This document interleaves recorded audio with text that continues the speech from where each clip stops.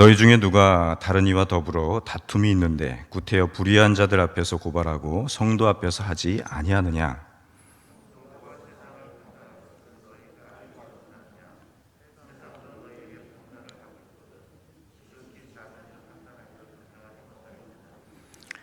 우리가 천사를 판단할 것을 너희가 알지 못하느냐? 그러하거든 하물며 세상 일이랴.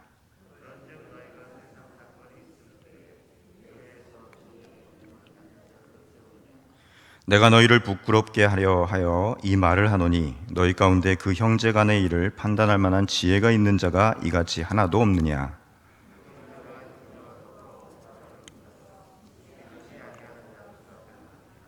너희가 피차 고발함으로 너희 가운데 이미 뚜렷한 허물이 있나니 차라리 불의를 당하는 것이 낫지 아니하며 차라리 속이는 것이 낫지 아니하냐?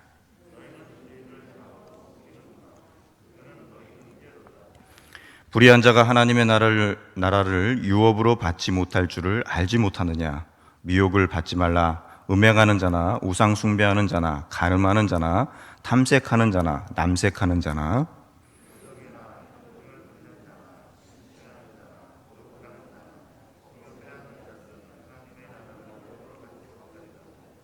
함께 읽겠습니다. 너희 중에 이와 같은 자들이 있더니 주 예수 그리스도의 이름과 우리 하나님의 성령 안에서 씻음과 거룩함과 의롭다 하심을 받았느니라. 아멘. 오늘도 하나님께서 우리에게 귀한 한날을 허락해 주셨습니다. 오늘도 주어진 말씀 안에서 지혜를 구하고 그 지혜로 말미암아서 믿음으로 승리하는 삶을 살아갈 수 있기를 주님의 이름으로 축원합니다. 교회에서 일어나는 분열과 다툼으로 인해서 고린도 교회는 고린도시에서 복음의 사역을 수행할 능력을 급속히 잃어가고 있었습니다. 하나님의 교회가 세상으로부터 신뢰를 잃어가는 손가락질을 받는 그런 상황이 되었다는 것입니다. 여러분, 지금의 한국교회와 마찬가지로 세상 사람들로부터 손가락질을 받는 지탄의 대상으로 전락하고 있었던 것이 바로 오늘 본문의 고린도 교회였습니다.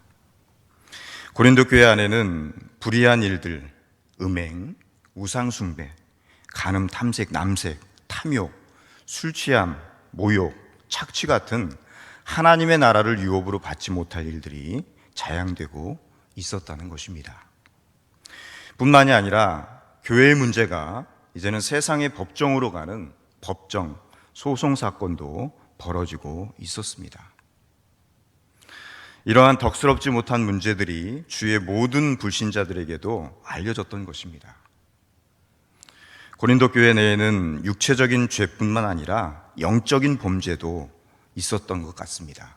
그래서 고린도후서 7장 1절에 보면은 이러한 상황을 이렇게 기록하고 있습니다.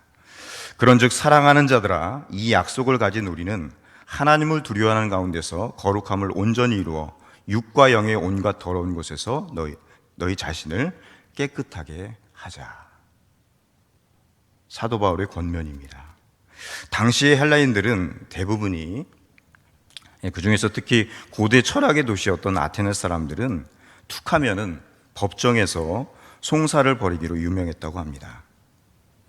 고린도 교회에도 헬라의 세상 사람들이 즐겨하던 이 풍습들이 흘러들어와서 성도들끼리 법정 소송까지 가는 일들이 벌어지고 있었던 것입니다.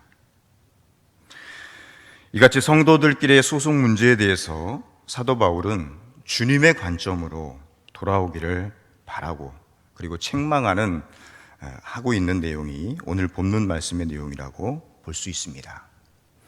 여러분, 고린도 교회를 향한 사도 바울이 어떤 권면을 하고 있는지 살펴보고 또 영적인 지혜를 위해서 기도하실 수 있기를 바랍니다. 첫 번째로, 그리스도인들은 서로의 불만거리를 밖으로 가져가지 말고 교회라는 공동체, 즉 교회라는 하나의 가정 내에서 해결해야 할 것을 이야기하고 있습니다. 본문 5절과 6절 말씀을 좀 더 쉬운 성경으로 제가 다시 한번 읽어드리겠습니다. 내가 여러분을 부끄럽게 하려고 이 말을 합니다. 여러분 가운데는 신자들의 문제를 해결해 줄 만한 지혜로운 사람이 그렇게도 없습니까? 신자가 신자를 고소하여 그것도 믿지 않는 사람들 앞에서 꼭 재판을 받아야 되겠습니까? 6절 말씀에 보면은 형제가 형제와 더불어라고 사도 바울이 이야기합니다. 여러분, 그리스도인들은 모두가 주님 안에서 서로 형제이고 자매인 줄로 믿습니다. 예수 그리스도의 피를 인해서 맺어진 혈연 관계라는 것입니다. 그래서 교회 안에서는 형제라고 부르고 자매라고 부르고 하나의 가정과 같은 그런 공동체로 부르고 있는 것을 우리가 볼 수가 있습니다. 로마서 12장 10절 말씀에 보면 형제를 사랑하여 서로 우애하고 존경하기를 서로 먼저 하며, 또 에베소 4장 2절에 보면은 모든 겸손과 온유로 하고 오래 참음으로 사랑 가운데 서로 용납하라고 그렇게 기록합니다. 여러분, 그렇습니다. 성도들은 사랑하여 서로 우애해야 합니다. 또 겸손과 온유, 오래 참음으로 사랑 가운데서 서로 용납해야 함을 이야기하고 있습니다. 여러분, 그럼에도 불구하고 분쟁과 다툼으로 끝내는 서로 세상의 법정까지 서야 한다면은 얼마나 슬픈 일입니까? 결국 주님의 몸된 공동체인 교회에서 일어나서는 안 될 그런 일인 것입니다. 마태복음 18장에 보면은 우리 예수님께서도 성도들끼리의 문제는 교회 안에서 질서 있게 해결할 것을 말씀하셨습니다. 죄를 범한 형제가 있거든 조용히 개인적으로 가서 권면하고, 그래도 해결이 말을 듣지 않으면은 두세 사람이 가서 증인을 세워서 그 죄를 확증하고 권면하라고 우리 주님께서도 이 문제에 대한 해결 순서와 절차를 가르쳐 주신 것을 볼 수가 있습니다. 그리고 또한 예수님께서는 그리스도인들이 주님과 함께 통치에 참여해서 세상을 심판하게 될 것이라고 말씀하십니다. 그런데 그들이 교회 안에 있는 사소한 문제들조차 해결하지 못하는 것은 그러한 미래에 부끄러운 일이 아닐 수 없다는 것입니다. 또한 성도의 아름다운 권위가 수치를 당하는 일이라는 사실을 깨달아야 될 줄 믿습니다. 여러분, 우리가 교회 안에서 질서 있게 삶을 살아가고, 그것이 뭐냐면은 우리가 이 다음에 천국 백성으로서 훈련받고 다져지는 그런 모습이 우리 안에 있어야 된다는 것입니다. 사랑하는 성도 여러분, 우리는 우리의 문제를 교회 안에서 해결하지 못한 것을 부끄럽게 여겨야 합니다. 교회 안의 문제를 세상 법정에까지 갔을 때 결국 그러한 소송 사건이 기독교 전체에 대한 비난거리가 되고, 또 주의 영광에 먹칠을 하는 그런 결과를 가져오는 것을 우리는 종종 보게 됩니다. 요즘에 얼마나 이러한 일들이 교회 안에서 많이 일어나고 있는지 모릅니다. 그러므로 믿음의 형제들은 싸우는 것을 삼가해야 됩니다. 참아야 합니다. 서로 다툼이 있었다고 해도 서로 주위에서 송사하는 일까지는 없도록 그렇게 지혜롭게 일을 처리해야 된다는 것입니다. 거룩해야 할 성도들이 세상 사람들만큼도 못한 우매하고 또 화해할 줄 모르는 사람들로 비난받지 않기를 바랍니다. 양보와 화해의 품성이 빈곤한 교회의 모습이 되어서는 안 된다는 것입니다. 여러분, 오늘 사도 바울은 그리스도인들이 스스로 분쟁을 해결하지 못하고 끝내 세상 법정으로까지 가서 판결을 받고자 하는 그러한 모습을 보면서 교회에 지혜 있는 자가 그렇게도 없음을 탄식하고 있습니다. 여러분, 지혜 있는 자가 빈곤한 교회는 결국 부끄러움을 당하고 맙니다. 내가 여러분을 부끄럽게 하려고 이 말을 합니다. 여러분 가운데는 신자들 간의 문제를 해결해 줄 만한 지혜로운 사람이 그렇게도 없습니까? 사도 바울의 탄식이었습니다. 오늘날 분쟁과 다툼 가운데 있는 교회들을 향해서 책망하는 사도 바울의 애타는 심정을 여러분 모두가 하나님의 음성으로 들으실 수 있기를 소망합니다. 그러므로 분쟁과 송사를 교회 안에서 다스리는 성도가 되어야 합니다. 또한 양보가 빈곤해서는 안 됩니다. 이해와 용서가 빈곤해서는 안 된다는 것입니다. 그리고 지혜가 부족해도 안 됩니다.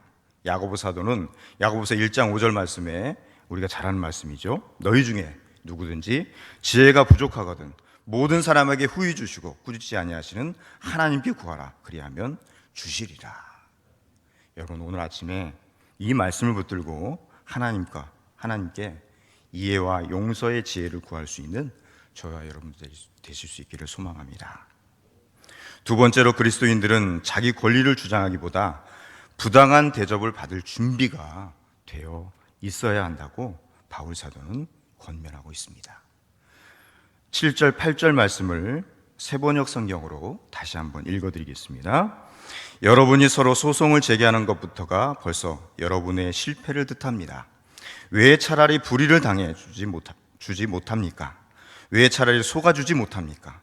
그런데 도리어 여러분 자신이 불의를 행하고 속여 빼앗고 있으며 그것도 신도들에게 그런 짓을 하고 있습니다. 여러분, 우리가 같이 신앙생활하는 동료 그리스도인들을 세상 법정으로 끌고 가는 것이 법적으로는 승리일지 모릅니다. 그러나 영적으로는 완전히 패하는 것임을 사도 바울은 이야기하고 있습니다. 더구나 이 같은 행위는 교회에 해를 끼치고 악한 소행임을 사도 바울은 강력하게 그렇게 권면하고 있는 것을 볼 수가 있습니다.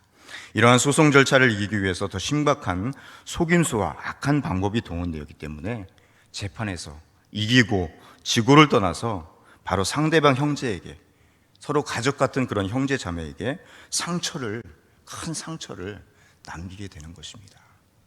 여러분, 그렇지 않습니까? 교회에서 종종 우리는 다투고 싸우는 경향이 있죠. 그럴 수 있습니다. 그러나 그것이 덕이 됩니까? 이긴다 한들 무슨 덕이 되겠습니까? 아무 유익이 없는 것입니다. 그러므로 본문 7절 말씀처럼 차라리 불의를 당하는 것이 낫지 아니하냐, 그렇게 사도 바울이 우리를 향해서 이야기하고 있는 것입니다.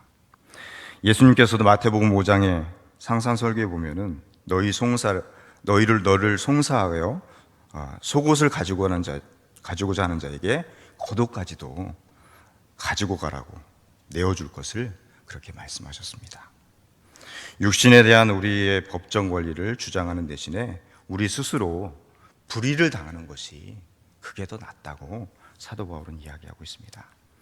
사랑하는 성도 여러분, 이것이 바로 기독교의 위대한 비이기심입니다. 우리가 얼마나 이기적이고 이기심이 많습니까? 그러나 우리가 믿는 하나님, 주님께서는 이기심을 버리고 비이기심으로 살아가길 원하십니다. 형제 사랑의 길을 부르짖는 기독교의 정신이 여기 있는 것입니다. 이것은 실천 불가능한 것이라고 반문할지도 모릅니다. 그러나 예수님께서는 이 원칙 위에 그의 삶을 사셨습니다. 그리고 바울도 그러했습니다. 이러한 삶을 성도들이 사회 속에서 적극적으로 펼쳐나간다면, 그리고 그렇게 살아간다면 이 세상에 썩어지는 사회의 부조리도 점점 사라지게 될 줄로 믿습니다. 그렇다면 지금 우리의 모습은 어떻습니까? 사도 바울이 본문을 통해서 권면하고 있는 하나님의 자녀다운 삶을 어떻게 살 수 있을까요? 본문 11절 말씀을 다시 한번 보도록 하겠습니다. 너희 중에 이와 같은 자들이 있더니 주 예수 그리스도의 이름과 우리 하나님의 성령 하에서 씻음과 거룩함과 의롭다 하심을 받았느니라. 여러분, 그렇습니다. 과거 불의 가운데 행하던 자들, 그것이 바로 우리의 모습이었습니다. 우리 자신도 성령의 능력으로 완전히 변화를 주시겠다고 그렇게 성경은 우리에게 약속의 말씀을 주고 있습니다. 여러분, 우리 스스로가 자발적으로 변화되는 것이 아니라 성령의 변화가 아니고서는 진정한 변화를 일으킬 수 없습니다. 성도들은 세상 사람들과 다릅니다. 그러므로 계속해서 말씀 안에서 변화된 삶, 의로운 삶, 하나님이 원하시는 그러한 삶을 살아가야 될 줄 믿습니다. 그리고 변화된 자의 모습으로 또 다르게 행동을 해야 됩니다. 다른 삶을 살아가야 됩니다. 우리가 잘 아는 것처럼 성도는 세상에 비치고 소금이라고 했죠. 과연 나는 빛과 소금의 역할을 제대로 감당하고 내고 있는가?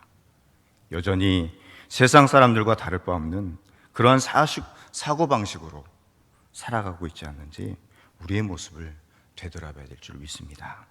여러분, 오늘 이 아침에 성령 하나님께서 지혜와 힘과 능력을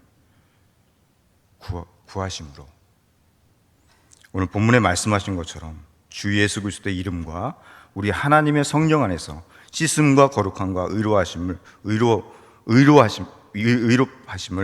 받을 수 있는 우리 믿음의 성도들 되시기 바랍니다. 그래서 세상 가운데 나가서 정말 그리스도인된 삶, 하나님의 자녀다운 그런 삶을 통해서 하나님이 주시는 능력 안에서 살아갈 수 있는 우리 믿음의 성도들이 다 되시기를 주님의 이름으로 축원합니다. 기도하겠습니다.